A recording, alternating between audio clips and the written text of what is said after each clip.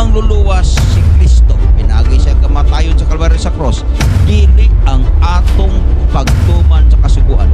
Di man ini, kung sa may requirement sa grasya, itungkag ba nato ang kasuguan tungod sa pagtuo? Kadaghanan manggod sa mga tao maingon, basta kay motuo na lang ka, okay na lang kaluwasan, wa ko'y question ana. Apan tungod pas pagtuo, ibaliwala nato ang kasuguan sa Dios.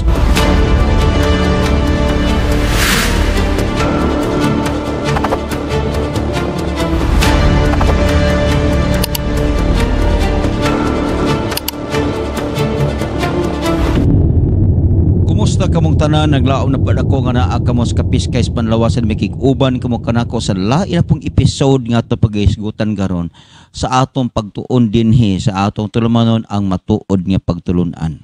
Kung diin man kamo karon sa tibuok kalibutan nga mabati ang atong tulumanon, amo kamong giabi-abi.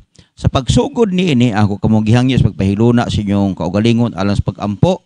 Dios na mo agamahanag langiton samtang magtuon kami sa pulong pasabta kami niini. Ug tuguti nga ang imong bala ang espiritu mo'y maglihok sa among kinabuhi.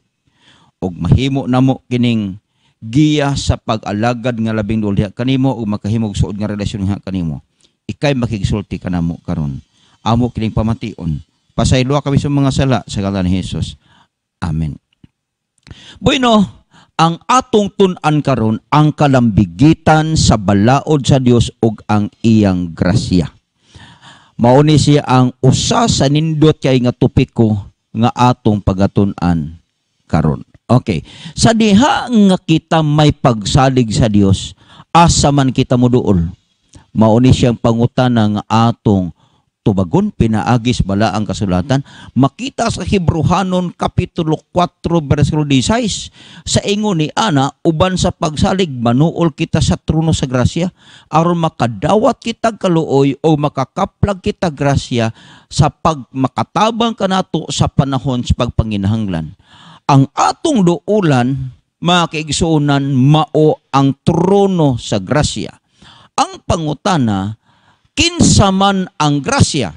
Kung atong tun-an pag-ayo, ang grasya mao si Jesucristo. Unsa man ang grasya? Ang tubag ni ana, ang iyang kamatayon didto sa Kalbaryo sa krus nga mo'y naghatag kanato kaluwasan. Mao kana ang unsa ang grasya o kinsa ang grasya.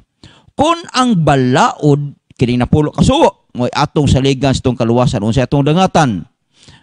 Paminawan niya, nag-ingon, kay ang tanan nga nagasalig sa mga buhat sa pagbantay sa kasuguan na ilalom sa tunglo. Kay may sulat kini nga nag-ingon, matinunglo ang tanan nga wala magabantay sa tanang kalagdaan sa nisulat sa basahon sa kasuguan aron sa pagtuman ni ini ato ning sabton. Okay? Kung ang imong saliganan sa kaluwasan, ang imong pagtuman sa balaod, matinunglo ka. Nga naman, kinsa may atong manluluwas? Si Kristo. Ang napulo kasugo, dili na mo'y atong manluluwas. Kung ato nang tumanon aron mahimo tang linuwas, mahimo tang tinunglo. Kay tanwa ang sunod, kay matinunglo ang tanan nga wala magbantay sa kalagdaan nga sulat sa basahon sa kasuguan. Paminaw ha og sabta, akong balikon. Ang atong mangluluwas si Kristo, pinagi siyang kamatayon sa Kalbaryo sa cross, dili ang atong pagtuman sa kasuguan. Kay kung tumano nimo ang kasuguan arong malinuwas ka, aron mahimo kang makaangkon sa kaluwasan, matinunglo ka. Pero human nimo dawata si Kristo nga imong personal manluluwas, unya dili pod nimo tumanon ang kasuguan nga imong katungdanan, mahimo kang tinunglo. Kung sa ibuti pasabot para masabda sa tanan, ayaw saligi ang kasuguan sa imong kaluwasan, kundi kin sa imong saligan ang Dios. Saligi ang Dios sa imong kaluwasan, unya tumana ang iyang sugo, isip bakin sa imong paghigugma ngadto kaniya. Karon tataw nga walay tao nga pagamatarungon atubang nga sa Dios pinagi sa kasuguan, kay mabuhi ang matarong pinaagi sa pagtuo. Ang atong kaluwasan, anaan na kasalalay kang Jesucristo. Ang atong pagtuman sa kasuan, bunga na mga kaigsuunan sa atong paghigugma og pagkalunuwas pinaagi sa grasya sa Ginoo. Apan nagpadayon siya, apan ang kasuguan wala magkasukad sa pagtuo, kay siya nagabuhat niini nga mga butang mabuhi tungod niini, timan ini. Unsa may requirement sa grasya? Ang requirement of grace kinahanglan imong tuuhan. What is the requirement of the law? Ang requirement sa balaod mo ng imong tumanon. So lahi ha, timan eh. The requirement of grace is faith, while the requirement of the law is obedience. Okay? Tanawa God. Unsa ang sangputanan kung atong lapason ang mga sugo sa Dios? Tanawa rin sa giingon sa 1 Juan 3:4. Kay ang tanan nga naghimog pagpakasala na imong paglapas sa sugo, ay ang pagpakasala mauman ang paglapas sa sugo. Kung imong lapason ang usa sa napulo ka sugo sa Dios, ihatod ka ngadto sa pagpakasala. Muna nga aron walay sada nga mahimo, ayaw lapasa ang sugo sa Dios. Sunod nga pangutana, makahatag ba ang kasuguan sa pagkamatarong? May kapasidad ba siya? Atong tanawon ang Roma Kapitulo 3, 19-20. Karon na hibalo na kita nga bisan unsay gisulti sa kasuguan, kini gisulti ngadto sa mga nailalam sa kasuguan aron ang matag usa ka baba masapungan aron nga ang tibuok kalibutan masinakop sa paghukom sa Dios.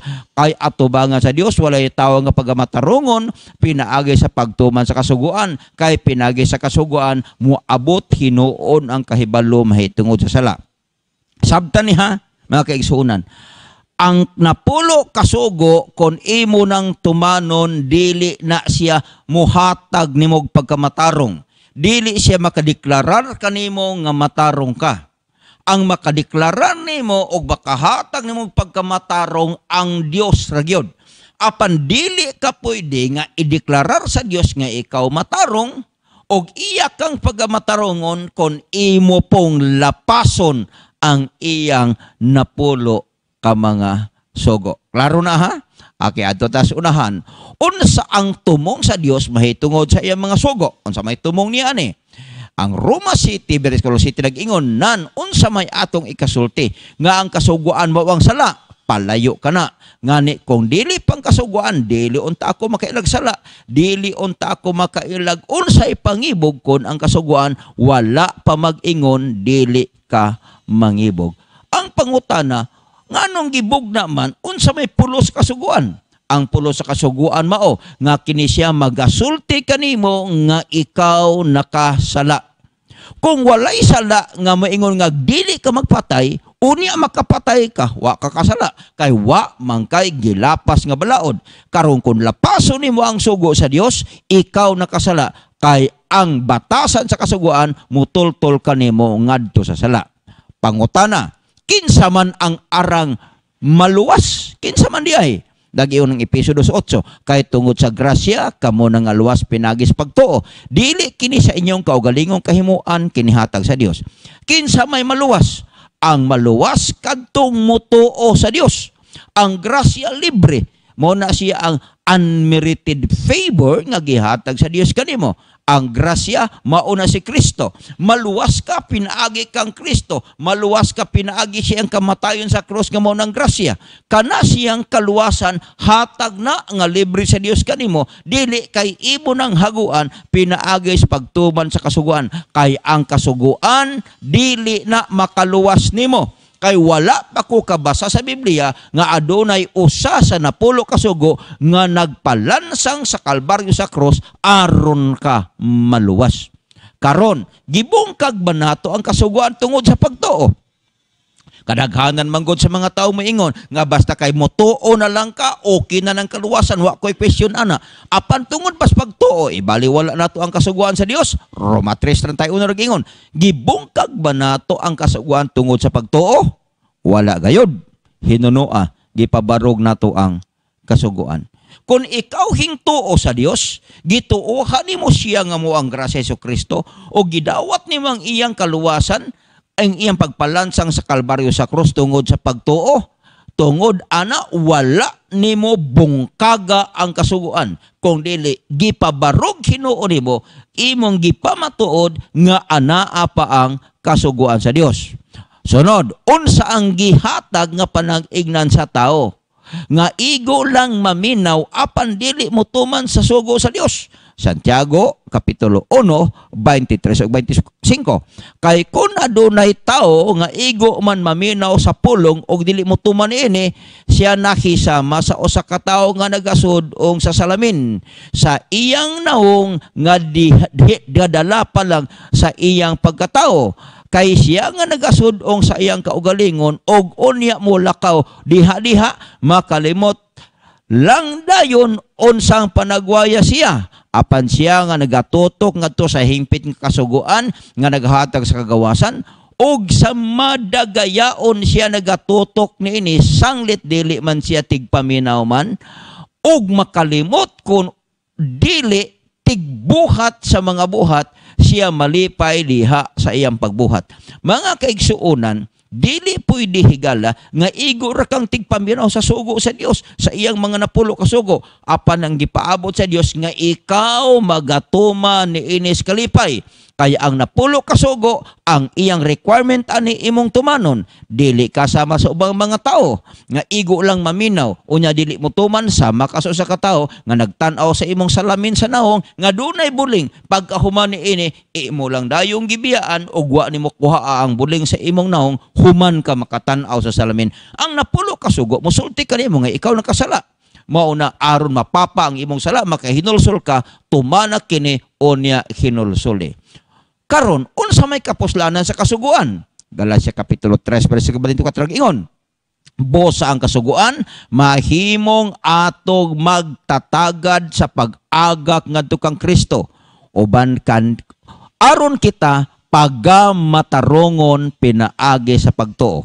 Karon, dili man kahata maluwas pinaagi sa kasuguan kay matinong lumahinuon tag mutuman ta ini nga moy atong saliganan alang sa atong kaluwasan unsa may pulo sa kasuguan ang napulo kasugo mo ni siya moagak nimo padulong ngadto kang Kristo nga siya mooy maghahatag sa balaod. Karon unsay tambag sa Dios kanato karon mahitungod sa iyang mga sugo. Ecclesiastes 3 nag-ingon, kini mao ang katapusan sa butang ang tadadungog na kahadloke ang Dios og bantay ang sugo kay kini mao ang tibok katungdanan sa tao. Atong gituman ang napulo ka sugo, dili ingon nga kabahin sa atong kaluwasan. Dili ingon nga mo atong saliganan sa kaluwasan. Ato kining gituman kay giingon sa Juan 14:15 kun higugma kamo kanako tuman ang atong sugo sigon sa atong unang pagtuon.